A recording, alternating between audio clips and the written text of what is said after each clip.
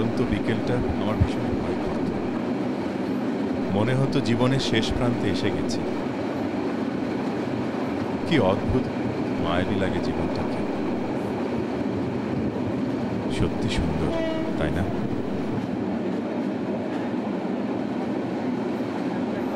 তোমার কিছু হবে না রঞ্জু, তুমি একা নও, আমরা আছি। কেন নিজেকে প্রকোপ দিচ্ছ? আমার কোনো দুঃখ নেই। বেঁচে থাকতেই আমি তোমাদের দেখে গেলাম তোমরা ভালো আছো। আমার সন্তানের ভার একজন নিয়েছেন, যে একজন ভালো মানুষ, তাই না? চুপ করো রঞ্জু, আমাকে কেন কষ্ট দিচ্ছ?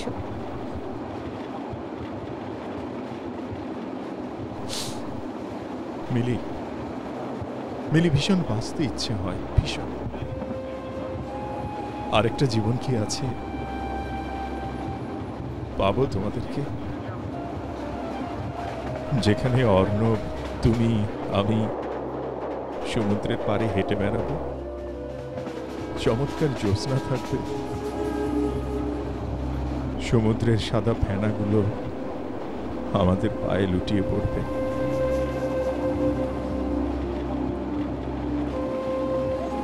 ঢাকায় কেন এসেছিলে? আমি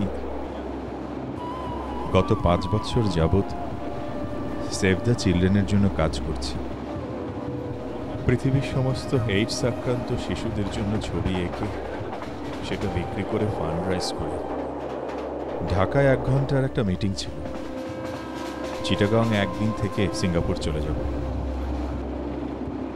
সত্যি বলতে কি, আমার সময় বোধহয় শেষ হয়ে এসছে। জানি না কবে চলে যাব।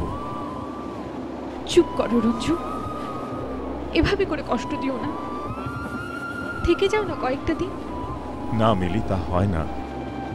যে ভয়টা সবসময় পেতাম সেটাই হলো। এই যে শেষ মুহূর্তে তোমাদের সাথে দেখা হওয়া, আমি জানি না কেন খোদা আমাকে এই কষ্টটা দিচ্ছে, কেন আমি এই কষ্ট পাচ্ছি। মিলি, একবার অর্ণবকে দেখতে দেবে? আমি আমার পরিচয় দিব না, বলবো না আমি কে। মিস্টার রায়হান, ট্রেনে পরিচয়, এটাই বলো প্লিজ মিলি, প্লিজ। নিজের ছেলেকে দেখবে, তাও অন্য নামে। তুমি আর কত কষ্ট নেবে রঞ্জু? আর কত কষ্ট নেবে?